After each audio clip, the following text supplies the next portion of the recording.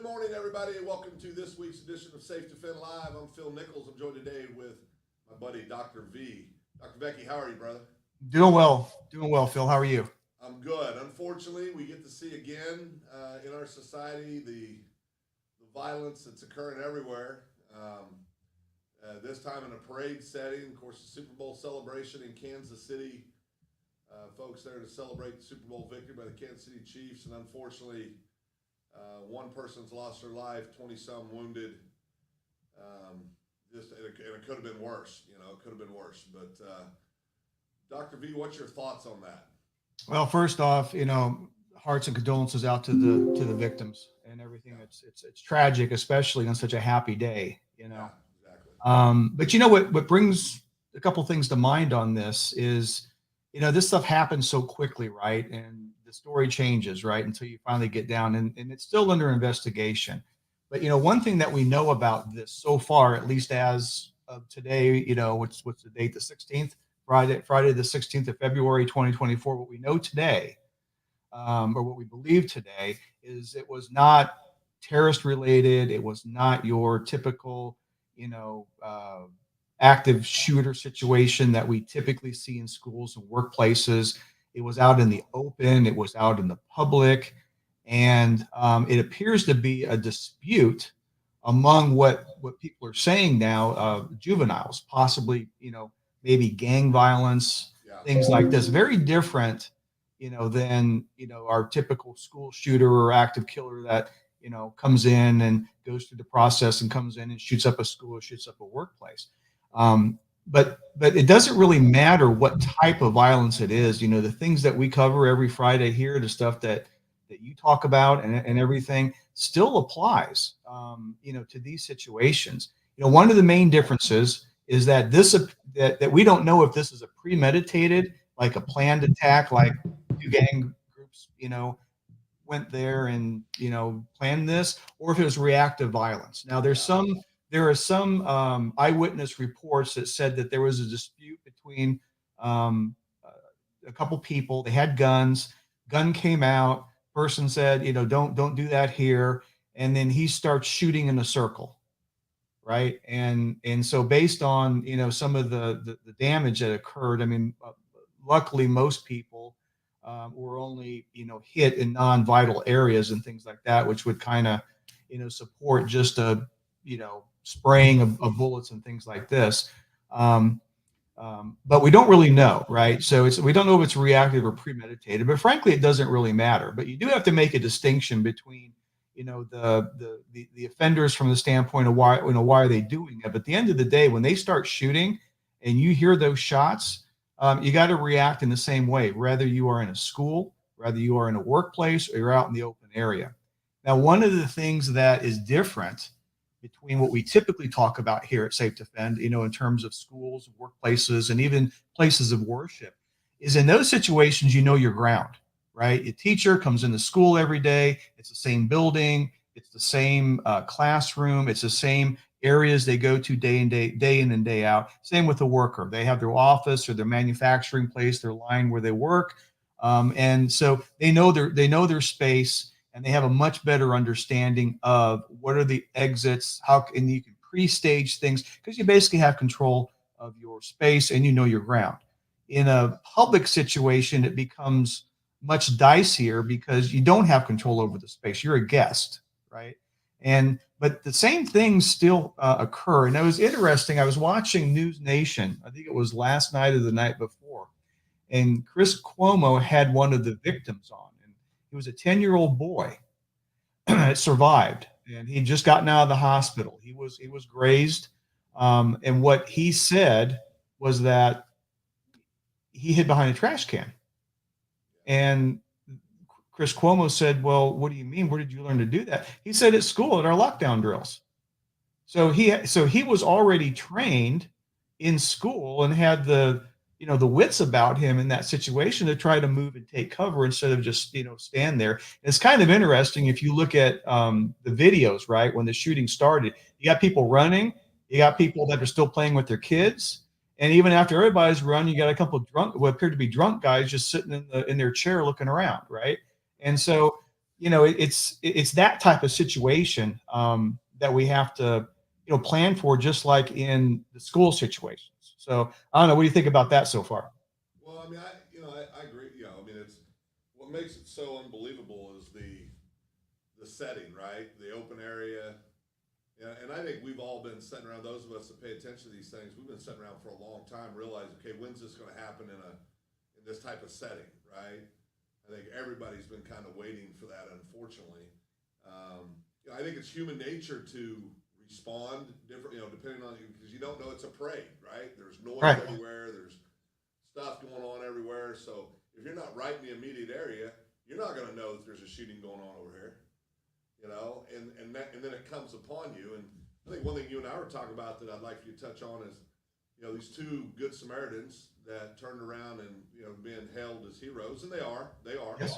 Um, but you got to be careful about that, right, Doc? We were talking about that before. There's things that if you find yourself now, I think in this case they reacted, right? They just Sure. reacted, and I think they should be commended for that. They did the right things, but you got to be thoughtful about those things. I think being situationally aware before you go into those kind of environments. Yeah, that's absolutely correct. I mean, we never, teach or expect anyone to tackle the bad guy, right? Or go after the Right. bad guy, right? Because first and foremost, that's law enforcement's job. They take an oath to go towards the violence, right? No one has a duty to act on that. So if you decide to be a good Samaritan, that's obviously your choice. The only thing I would caution on that is that in this specific situation, you had when they attacked what we believe is one of the shooters or one of the offenders. Um, they basically chased him and grabbed him from behind. If you look at the videos, right? So it's a little bit different than confronting an attacker head on, like the guy did in the main shooting. Right? He Yeah. was at the bowling alley, I think, and he tried to confront the attacker. He was killed. Right? There was another situation around 2018, I think, at the News Gazette in around Washington D.C., where there was one of the female victims. She confronted the shooter and she was killed. So I think that you still got to do a couple things. You got to make sure first and foremost that you're safe, and that if you have family with you, you've got students with you, you need to take care of that first before thinking about trying to engage or take a risk like that. And I just think that you just have to, we always say the best practice is to stay safe and be a good witness. But if the situation um, you know provides a tactical where you have a tactical advantage, like running up behind somebody, then okay, that might be okay. But again, if you're not trained to do that, this is something that is very, very risky. And I do think they're heroes. I admire what they did. I listened to their interviews. They're awesome guys, right? Yep. I just think we have to just be realistic here. Is that first and foremost, you've got to be able to protect yourself, protect your others, try to be a good witness, get that notification out if you can, right? If you have to defend yourself, certainly you do. And as I always tell, students and people that I train, is that you don't fight fair, right? I mean, you do anything you can. You gouge their eyes, you bite them, you smash their groin, you do whatever you can to put that person down, because this is a literal life and death situation. And so with that comes the need for training and opportunity and tactics and things like this. And again, for the majority of people, that's going to be probably outside of their capability at that moment. So it's always best, again, to try to keep yourself safe and the people you're in charge of safe, and try to be a good witness. But again, if you do have to defend yourself, absolutely go all out. And I guess the other thing that that's a little bit different on this type of a shooting, that's in the public area, right? Not only do you not have control of the ground, but the concept of threat assessment is very difficult to do here, because it's just a reactive thing. And if you're in a and as you know, I'm a big believer in prevention and threat assessment. It's Right. my primary thing that I like to do. But in these cases, it's really hard, sometimes impossible, because you don't know who the concerning person is. You don't have an idea or a method or an opportunity to understand that, hey, something's wrong. This feels wrong. And usually it takes more time, and it takes more time because you got more opportunities to observe, right, concerning behaviors. That makes it really hard. And so I guess I would kind of just, I guess, kind of close out and just kind of pass it on to you for whatever comments you have. Is it still goes back to what we teach in schools and workplaces in terms of escaping the offender, evading the offender, which is like lockdowns and con- cover concealment, and engaging the offender only when you are directly threatened, right? So if you go to these situations, okay, even though you don't have control over the space, you still can look and see where would you go? Where's possible cover or concealment? Know the Yep. difference. What angles or what directions could you go to escape if you can, right? If you happen to be in the or run into the building or in the building, like at the Union Station, where could I have barricaded myself or locked in? What could I have used for improvised weapons if I don't have weapons with me? All that goes. And I guess the other thing that the biggest opportunity you have in this, what you don't have in school and workplaces, because you're already there working when it happens, is you got the choice to avoid the situation in the first place. Okay. You always, if you, so, and I'm not saying that, we hunker down and we don't go to parades and things like this, but sometimes it's just another option that people don't think about is to avoid the whole situation in the first place. And of course, that's a choice. So again, avoid it. If you can't avoid it, escape it. If you can't escape it, evade it. If you can't evade it, you got to engage it if you're threatened. And that's pretty much my thoughts on this for today.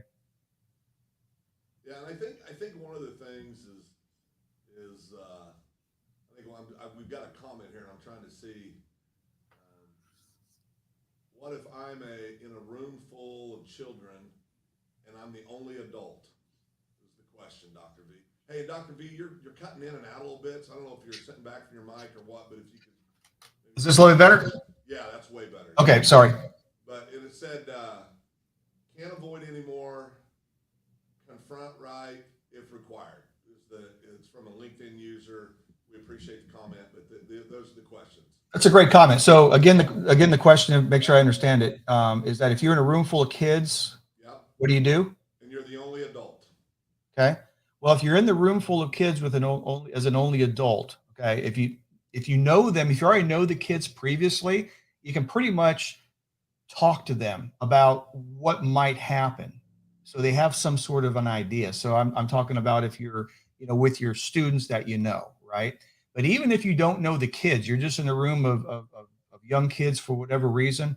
The thing is to first and foremost lock that door if you can, okay, from the inside, barricade it, turn the lights off, turn your phone off, stay quiet, and move them to the wall or to the corner that's the safest one. And the way you figure out the safest area of any room is just look at the door and put yourself in the offender's position, open that door, and then look at the corners, right? So if I open the door, this corner and this corner, probably not good to hide. I might want to be, if this door is more over here, I might want to be here because it's an ambush type stuff, right? So you've got yourself locked down.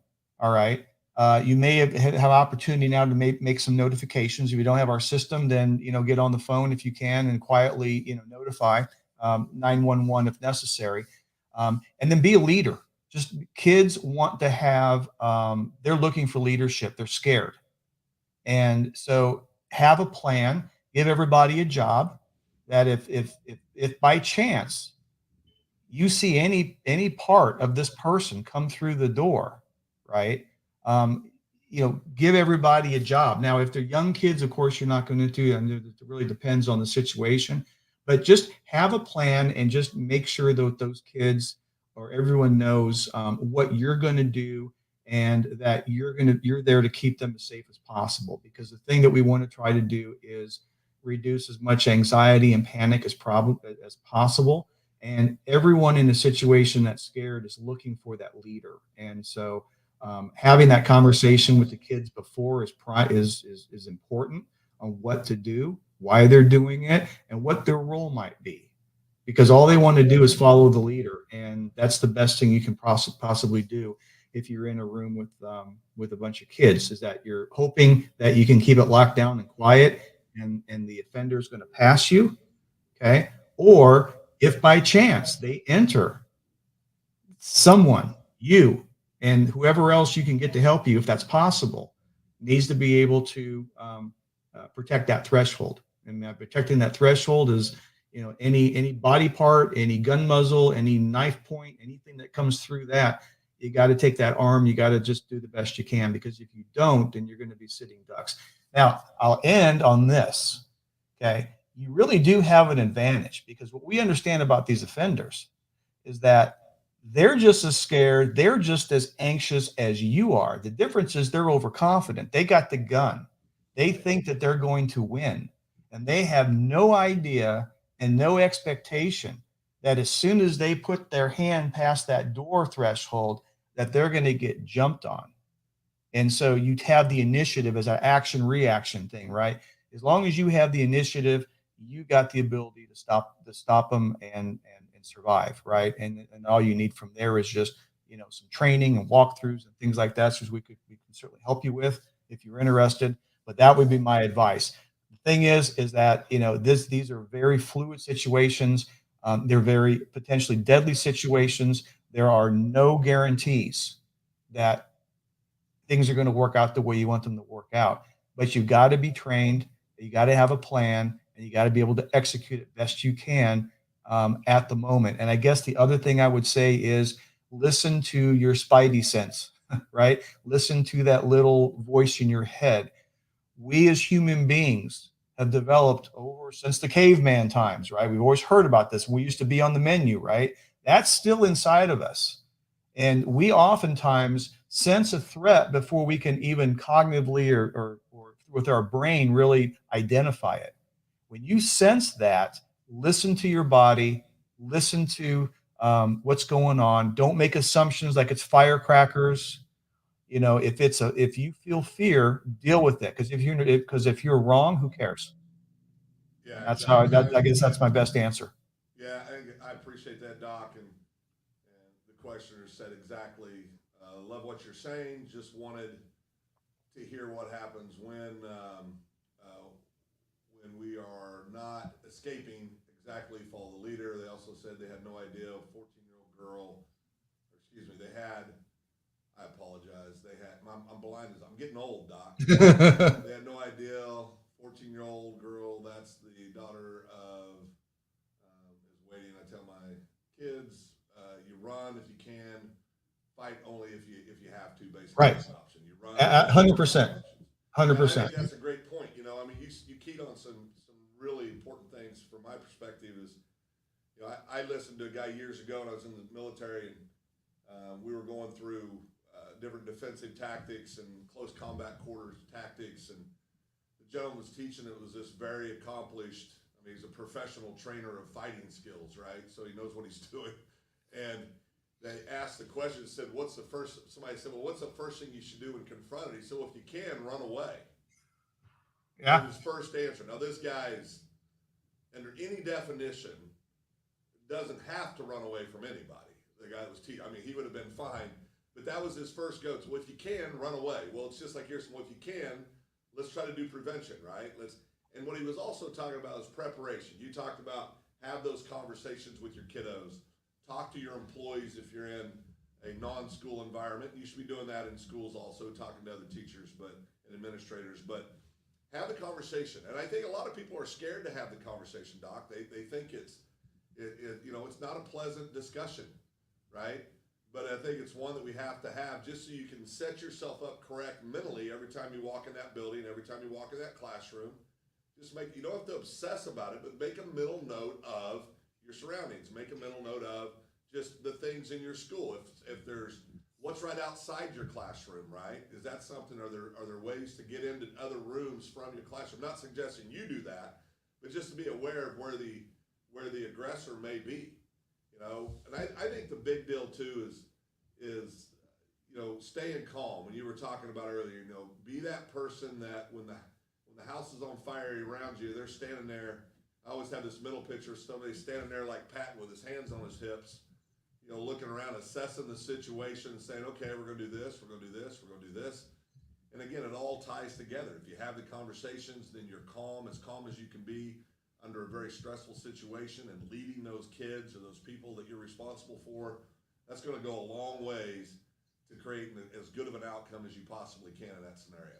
Yeah, you're absolutely correct. And the key to it is having training. Yeah, If you're absolutely. not trained to do it, because here's the deal, even if you're trained, and here's what a lot of people don't realize, the police officer who's very trained for this goes into the school, goes into it, goes in and takes care of the problem, right? He is just as scared as you are barricaded with your kid.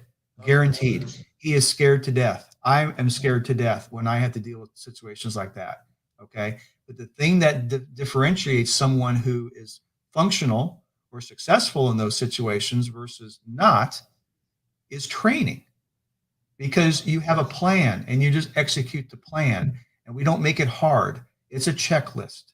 Yeah. It's something that you don't have to have, blood and guts and fake blood and shooting and all the other stuff. It's visualization. This stuff works very well. Look at fire alarms, fire drills, right? They've been around for how long? Since the 50s. Yeah. How many fires have happened because people know about fire drills that kill people? Zero. Yeah. Right? Okay. And no one throws a fire or a smoke bomb on a fire drill. So why would you do that for an active shooter drill or a lockdown drill? Correct. I'm telling you, that kid, I don't know who that kid's name was that was on the Cuomo show, but I'm telling you, he is a perfect example of someone who just was trained. It's something that we might have to do, just like a tornado drill, just like a fire alarm drill, just like any other drill. Many years ago, we had the nuclear bomb explosion drill. Remember those, right? Oh, yeah. Okay. And we just put your head between your legs. Yeah, and you know what you do after that, right? Yeah. Yeah. And don't look at the flash. And it was we look at that kind of as silly, but that's how we train. That's how it works. And so this is really no different, right? And it's something that is out there. We have to train for it. It's an issue. It's not an issue we individually can necessarily stop. Yeah. The best thing we can do is prevent it if you can through threat assessment and crisis intervention and all the stuff we've talked about.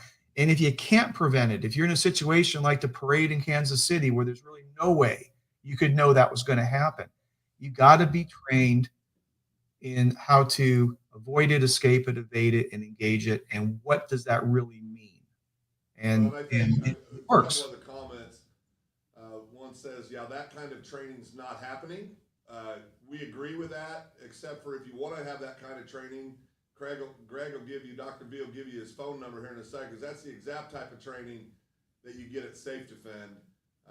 That's why they're so effective and so good at what they do, is they spend their lives in the real world, not in the pretend world. And the real world scares some people, but that's what's going to help save lives. The other comment is, we need to send the Navy SEALs. They're not scared. Well, I can tell you, as you know, I'm a former special operator. I can assure you they are scared. They're still human beings, or there's highly trained people. Scared may not be the right word, but their senses are very high. I can promise you there are prayers made for safety every time you step on a helicopter or you unask an aircraft or you do anything. You say a little prayer before you go into a situation. There's just, bottom line is you got to get the right training. You've got to get the right training. There's ways to do it that's correctly. There's a lot of people out there. I always say this, doctor, they're well intended, but they're promoting things that factually do not work when situations kick off, and it's been proven time and time again at different locations around the world. We've got to address this with real world training that prepares people for the worst possible scenario. And the only thing I'd say to that is that the training has to be for the average person. I don't do police training, police, because it's a different role. If you are taught police tactics or military tactics, it's not going to work in this situation, because they have they can pick their time. They got the initiative. They go in, they plan. They've got you don't. I don't. We're just basically, we're by ourselves with our kids, right? You got to have something that works for the average person, given the situation they're going to be in. You're not going to be in a position as a police officer where you got communication and radios and gear and all the other stuff. You're going to be by yourself, right? And you got to be able to deal with it. And so what sets our training apart, and I'll just leave it with this and be happy to give you my contact info. The two things that sets our training apart is, number one, we do it from the standpoint of understanding the offenders. Okay. What they do, why they do it. That drives what we do. And the second thing we do that sets us apart is we do it knowing you're going to be scared to death. We know that you're gonna be scared, and that body alarm response is going to kick in. The fight, flight, flee, all that stuff that happens right when our mammalian brain takes over our human brain. All that stuff we already know about, right? Yeah. It's got to work based on probabilities of attack, the offender behavior, and the fact it's got to work when you're under stress. Yeah, okay, that's another it. comment here. I think we obviously have a school teacher or somebody that's in the school system, and we appreciate these comments very much. Very much. Yeah. They talk about